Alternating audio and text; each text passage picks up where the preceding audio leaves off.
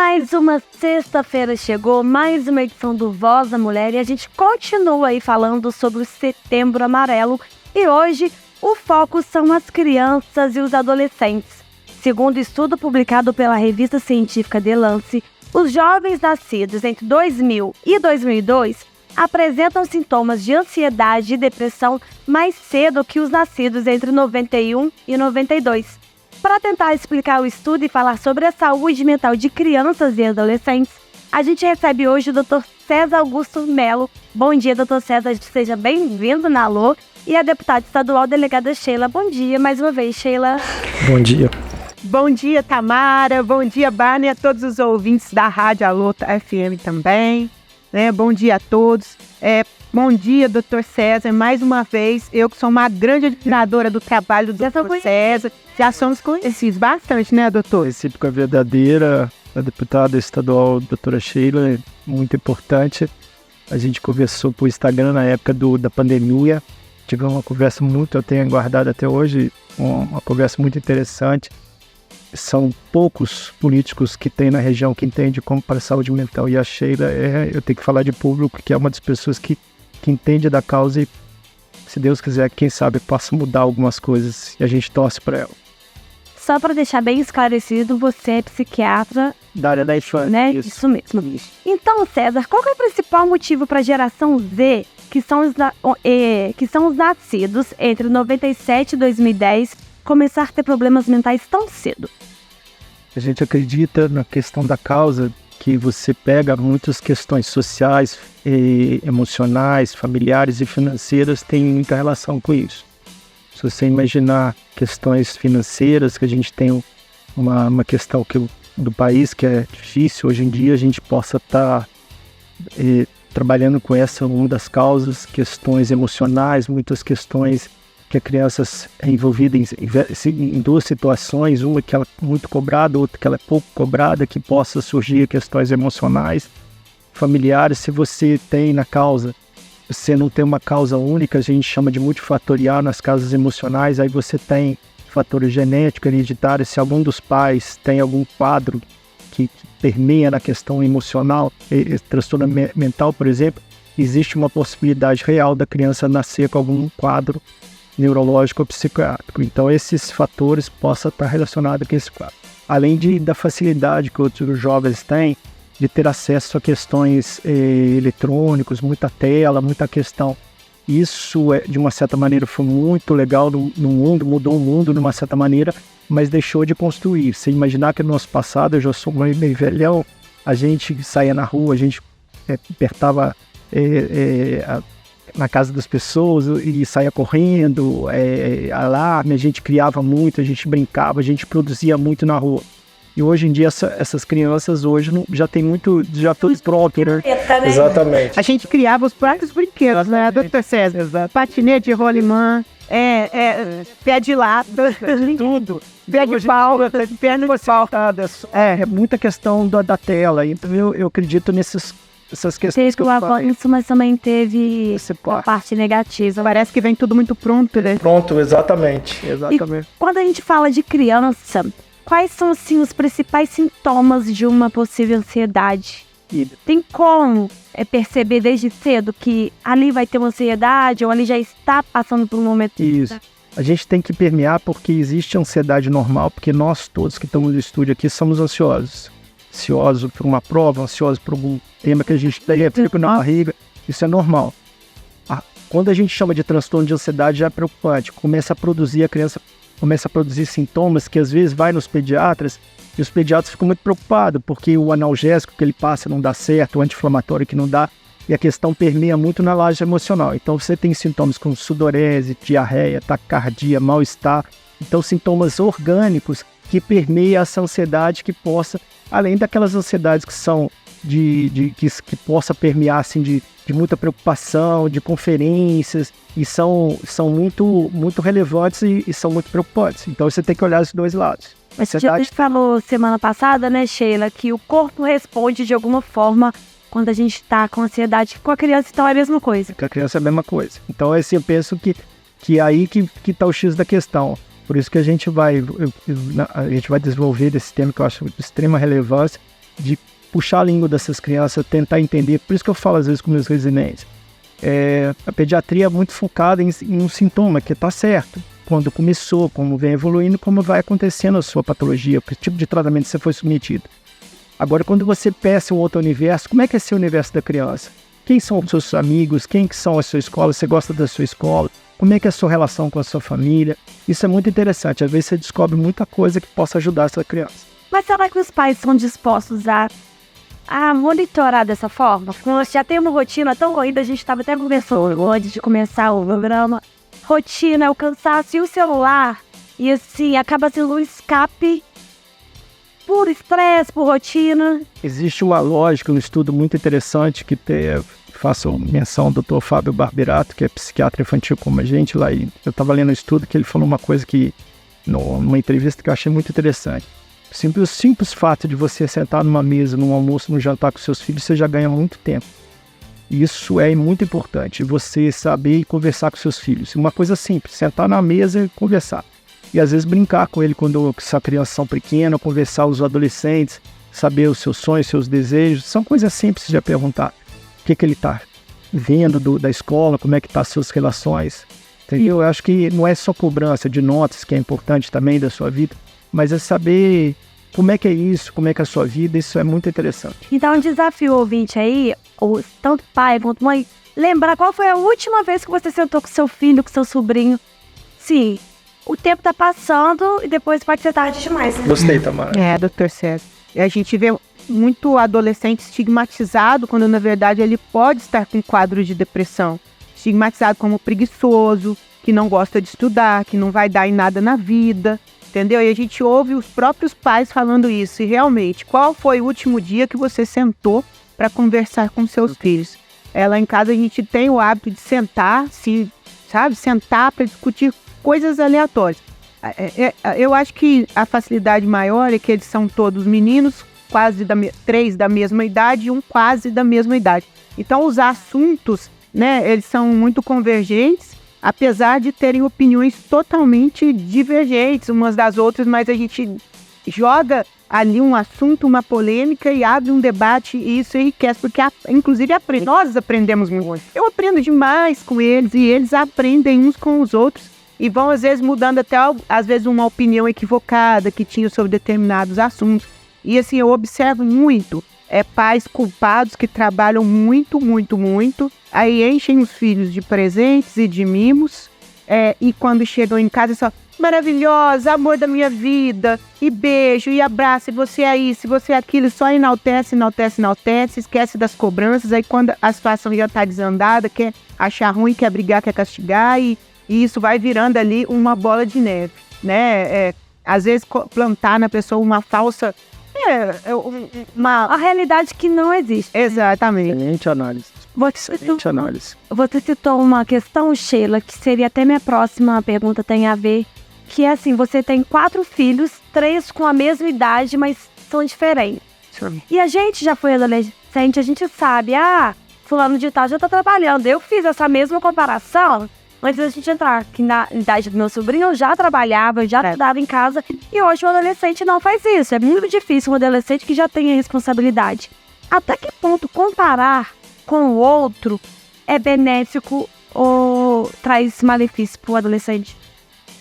Eu penso que as duas coisas. Tem que saber até onde esse adolescente vai se sentir bem comparado ou não. Eu, particularmente, eu não gosto muito de comparação, porque cada um tem a sua personalidade. Essa é a minha opinião. Mas a gente sabe que o mundo é assim. Isso na escola, na vida.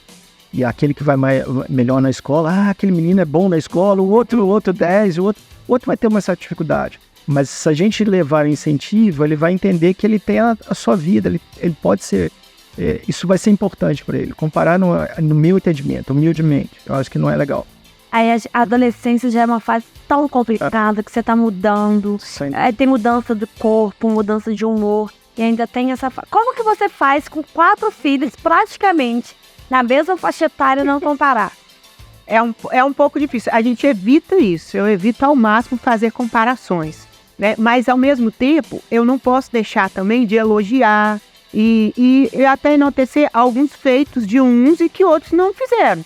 Eu não posso fazer isso, né? Igual eu tenho um dos meus filhos que ele é um ótimo leitor. Ele lê muito, ele já leu mais de 200 livros. Ele tem uma cultura imensa, porque assim, que a minha não chega a um terço da cultura que ele tem hoje com 14 anos de idade. Ele não precisa estudar para prova de escola.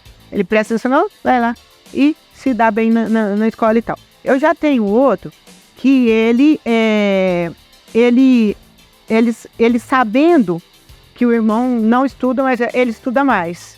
Então isso é legal, porque ele já compreendeu que ele não tem tanta facilidade quanto o irmão, mas ele também não quer ficar para trás. E acaba que essa competição, ela é natural, ela existe sim.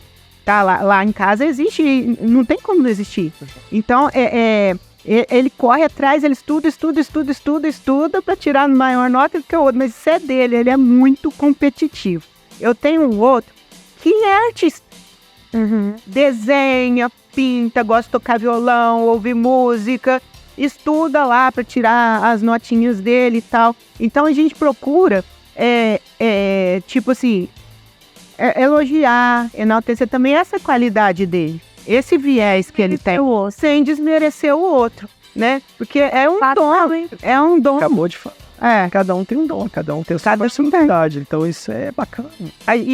E né, cabe aos pais procurar qual que é o caminho de cada um, e ajudar ele a encontrar o caminho dele. E você, doutor, como psiquiatra, você já falou antes da gente começar que trabalha em vários hospitais, tem um público bem grande em várias áreas aí da psiquiatria infantil, enquanto com muita gente diferente. Você percebe ou você enxerga que muitas das vezes o adolescente ou a criança passa por algum problema na saúde mental por conta dos pais? Sim, exatamente. Você tem muitas, infelizmente, famílias disfuncionais, que a Sheila já deu um exemplo, que não, às vezes elogia demais e não cobra, ou o contrário, às vezes cobra demais e elogia de menos. Você tem uma série de nuances aí que são interessantes. E às vezes até a que a gente falou da genética. Às vezes os pais têm problemas genéticos e carregam. Como a genética é muito interessante se eu estudar. Se algum dos pais são hipertensos, vamos falar de outra área, na cardiologia, a possibilidade do filho é grande. Se alguns dos pais são diabéticos, a possibilidade é grande. Então, infelizmente, eles esquecem dos transtornos mentais. Se algum dos pais é bipolares... Exatamente, são vários transtornos, né, doutor? Porque, tipo assim... Tem mãe, por exemplo, a tendência do ser humano é romantizar a palavra mãe, mas existem mães e mães. A gente sabe disso. Eu já atendi na delegacia, por exemplo, mães que faziam vista grossa para filhas que estavam sendo abusadas dentro de casa, pelo padrasto, por meio-irmãos ou até irmãos, e existem. O relacionamento familiar top.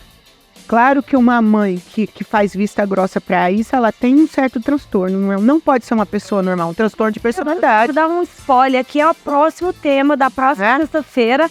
É o caso aí da Larissa Manoela que a gente falou. Pois é. Ah, verdade, exatamente. A gente vai conversar sobre isso. A gente pegando a deixa aí do familiar tóxico. Muita mãe narcisista, né?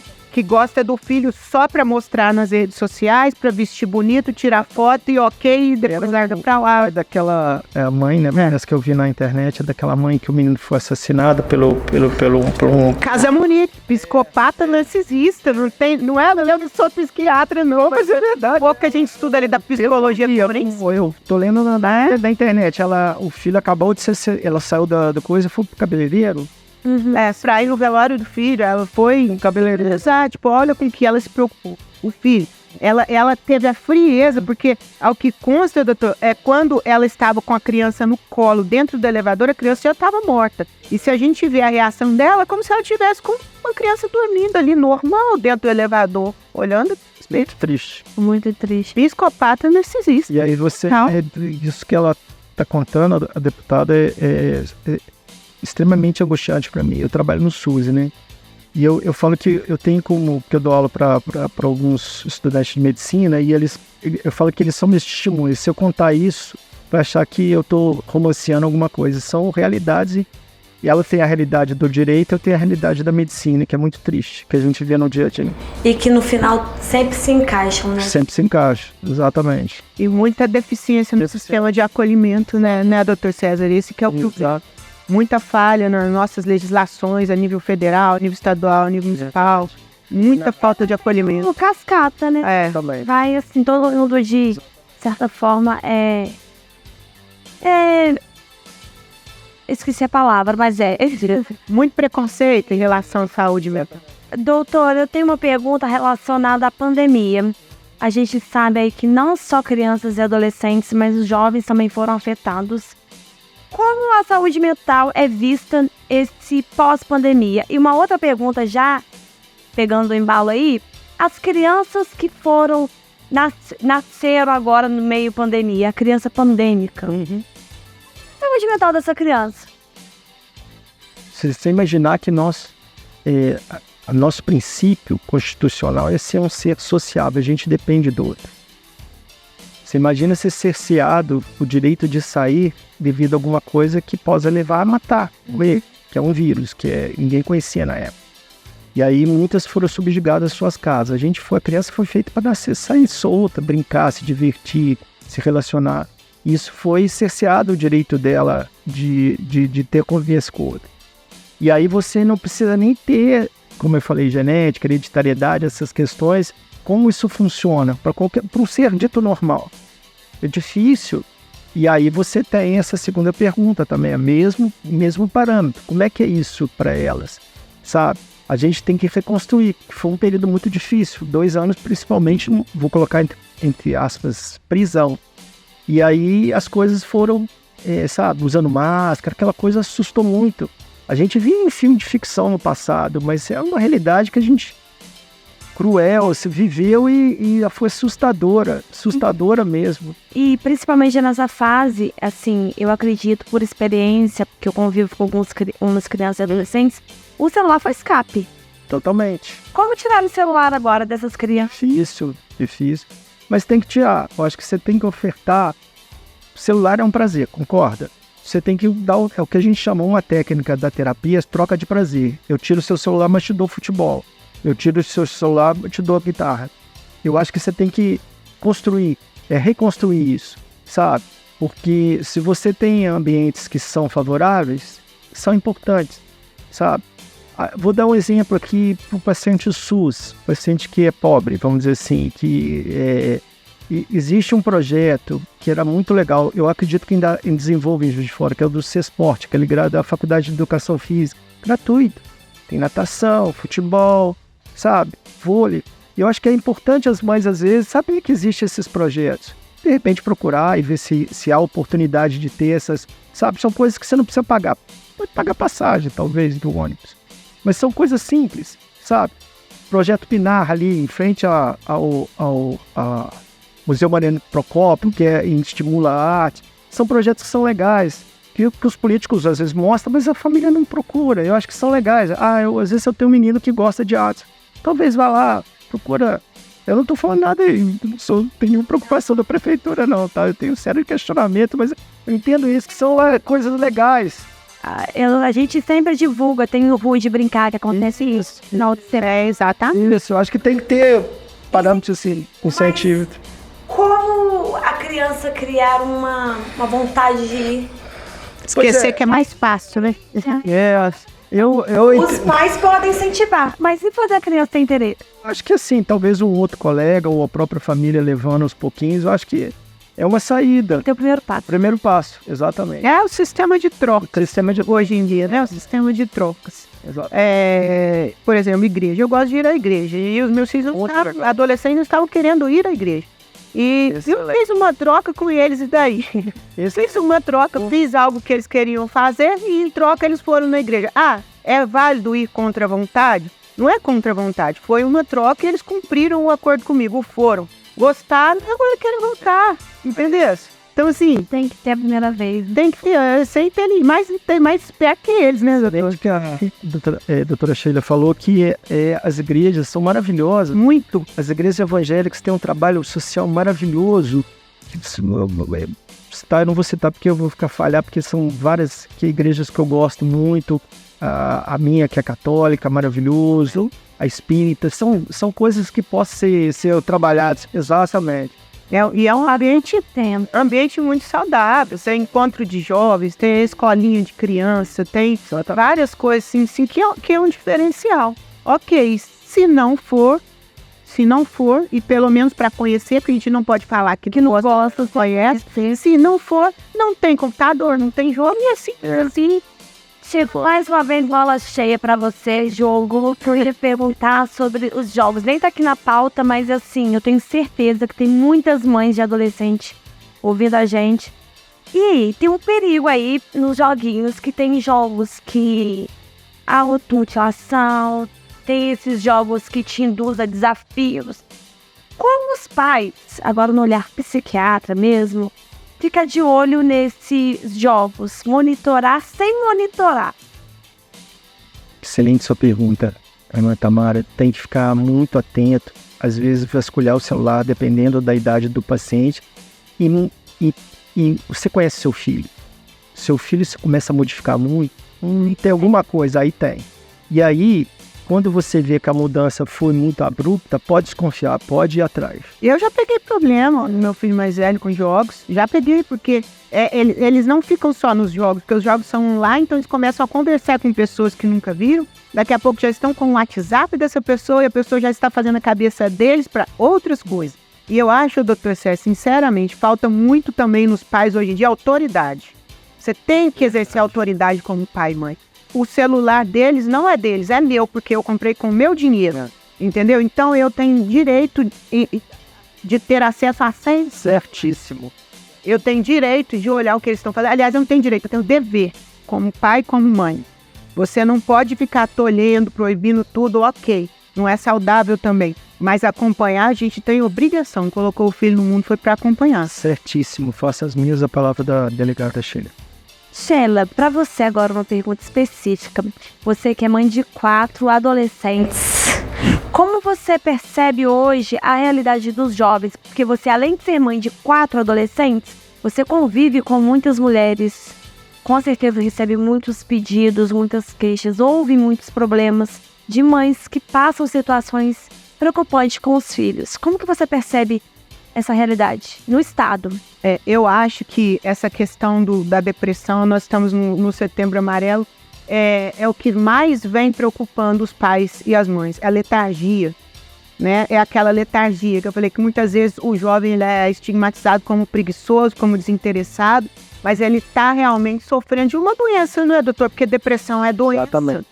Ele quer fazer, mas ele não consegue fazer. Ele não consegue ter uma atitude. As redes sociais, ela não se prejudica a cabeça dos adultos e muito com questões de comparação, de querer ter a vida do outro, de achar que tudo são flores, que toda a família é propaganda de margarina, né? Que é muito antigo, mas é o que aparece ali. Então, se mexe com a cabeça dos adultos, imagine com a cabeça da criança e do adolescente. Que não sabe realmente do adolescente, né? Não sabe lidar. Eu acho que, Tamara, uma escuta muito ativa e consciente dos pais para com os filhos é super importante. Porque muitas vezes os pais acham que está fazendo o papel dele em sentar e pregar sermão, não pode isso, não pode aquilo, está errado, você vai ser reprimido, sermão. Mas é muito difícil, igual nós falamos no começo, ele sentar e falar, vem cá, vamos conversar. Eu quero saber de você, como está a sua vida? Como está a sua vida? Como foi seu dia? O que você fez de legal hoje, né? Como foi seu dia? Como está a sua vida? O que você está achando da escola? Está te interessando? Você tá tendo algum... Eu trago isso por experiência própria. Não tenho filho, não tenho vontade de ser mãe, nada disso. Mas a gente se cobra muito. A gente, sim, principalmente mulher. É muito difícil eu me elogiar. Nossa, hoje eu arrasei. Porque eu falo assim, nossa, Tamara, como é que você erra uma coisa dessa? A gente passa pro próximo. É muito fácil você cobrar do seu filho, no caso do meu sobrinho, cobrar dele do que falar assim, nossa, Thales, você arrasou nessa foto e alguma coisa. Até as comparações do passado, que o Dr. César citou muito bem. Por exemplo, eu trabalho, desde que eu me conheço por gente, meu pai e minha mãe tinham comércio, eu ficava no caixa, eu fazia serviço de banco com 10 anos de idade. Fazia serviço de banco, de levar cheque para depósito. Era comum. Caixa. Eu trabalho desde que me conheço por gente. Eu tomava conta do meu irmão menor, eu cozinhava em casa, eu limpava a casa, eu lavava o banheiro com 6, 7, 8 anos. Hoje isso não é mais uma realidade, a gente não vê. E não adianta a gente querer comparar, porque os tempos são outros. Agora, colocar obrigação, isso também é outro ponto fundamental. Todo ser humano tem que ter uma obrigação no ambiente que ele vive. Não é assim também não, porque os tempos são outros, ele não vai tirar o prato que ele come da mesa, ele vai largar o prato jogado dentro do quarto, ele vai mijar o banheiro todo e vai deixar lá, entendeu? Não pode ser assim. Não pode ser assim. A pessoa tem que ter um mínimo de obrigação com as coisas do dia a dia. Uma coisa interessante, só para ilustrar isso que a Sheila falou, que eu achei sensacional, que é isso faz parte do passado nosso também. Criança que não quer comer, assim, às vezes você faz um prato, ela deixa de comer, deixa lá, depois vai esquentar no micro-ondas, você vai comer mais tarde. Assim que funciona. Nada de troca. Nada de troca. Vai aí joga, não. Se não quer agora, daqui a pouco você vai querer. Exatamente. A Sheila fez uma analogia aí sobre os tempos são outros. Eu queria perguntar, também está fora da pauta, até que ponto esse tempo são outros que a gente não usa para o filho. Eu vou exemplificar. Por exemplo, a minha mãe sempre fala, porque na minha época eu não tinha estudo, na minha época eu não tinha isso, por isso eu vou dar o melhor para vocês. Que na minha época eu não tinha carro, mas hoje eu acho válido eu vou te dar um carro porque eu não tive um carro, um exemplo. Até que ponto isso atrapalha? A sua frustração, o que você não teve, você quer mudar, seu filho não passar o que você teve. Aí você entra num ponto que eu acho muito interessante. Hoje está se valorizando mais o ser do que ter. O ter do que o ser. Exatamente. Não, é verdade. Ter do que o ser. Então, o mais importante, obrigado, Sheila, o ser é importante. A construção da caráter, da personalidade dele. Ele pode ter as coisas, mas ele vai construir dentro do que ele é do ser. O ter é muito gratificante para as pessoas, mas não é tudo. Então eu penso nisso. É nesse sentido assim da pessoa entender que é importante ela trabalhar dentro dela. Ela vai ter condições. Eu acho aquela frase antiga, eu vou te ensinar a pescar, não vou te dar o peixe, essas frases prontas, que é interessante em cima disso. Eu vou construir. Muito conhece, né? Exatamente. Exatamente. E tipo assim, Tamara, eu sempre vim de família muito humilde, estudei a vida toda escola pública. E meu pai era caminhoneiro na época, minha mãe tinha comércio, meu pai também, mas assim, trabalhador, né? Classe média de trabalhador. E eu sabia que a única saída que eu tinha para ter uma vida melhor era estudar. E que eu precisava passar numa universidade pública, sabe? Então, eu corria muito atrás, estudava muito, corria muito atrás, porque era a única saída que eu tinha para ter. Era isso ou isso? Era isso ou isso. Agora, porque eu cheguei a um determinado padrão, eu não posso tirar essa vontade dos meus filhos, né? E tipo assim, a ponto deles falarem, eu não preciso estudar não, porque se eu não passar na pública, minha mãe vai pagar mesmo. Não, eu tenho que arrumar uma maneira de mostrar para ele que o caminho mais difícil é o melhor caminho para ele. E que ele pode ser mais. Que, né? Ele não precisa ser medíocre. Ele pode ser mais. E não deixar ali a esperança para ele de que eu não preciso trabalhar porque minha mãe vai me dar um carro, eu não preciso disso porque eu já tenho casa, sabe? Essas coisas assim é muito difícil. Educar é muito difícil. Que satisfação, às vezes, quando o adolescente ele começa a exercer uma função, algum trabalho, ele ganhar seu próprio dinheiro. A felicidade que a gente vê é impressionante. Assim. Então, aquela coisa dele ser, ele quer ser dessa maneira, ele quer trabalhar em cima disso. E não tem de mão beijada. Então, ela falou com muita também propriedade em cima disso. É importante, a gente tem filhos, a gente quer dar o melhor, o bom de melhor, mas... Tem que ter limite. Tem que ter limites, exatamente. Seu filho, a palavra é essa.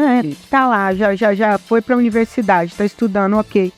É um curso que ele pode trabalhar um período e estudar o outro período. Trabalho nunca foi ruim pra ninguém. Olha, estuda, né? Trabalho nunca prejudicou ninguém. Inclusive, quando eu passei no concurso para delegado de polícia, o pai do meu filho passou para juiz, a gente analisou isso. Os aprovados são pessoas raladoras, gente que estava ali, trabalhando já com outras profissões, ralando para passar em um concurso melhor. O nome disso é valorização do suor. Exatamente. Para encerrar, eu gostaria aí que vocês deixassem um recado, doutor, para os pais que estão escutando a gente, Sheila também. E lembrando que para você aí quiser deixar alguma mensagem, quer uma sugestão de pauta, é só mandar para o nosso WhatsApp, que é o 999089476, que a gente vai te receber com o maior carinho, né? Bom, eu queria agradecer muito, é um prazer sempre, já conversamos altos papos, era um tema ligado à saúde mental, mas talvez direcionado aos tratamentos. A Sheila me deu esse espaço, foi maravilhoso, eu estava até angustiado naquela época e foi muito importante esse nosso segundo encontro, já pessoalmente, já conhecia. É muito legal estar aqui com vocês e desejar para os pais sempre escutar seus filhos, tentar trabalhar o seu caráter, a sua vida, a sua individualidade, que é importante. E saber que quando tem algum problema que for de uma ordem maior, tem tratamento.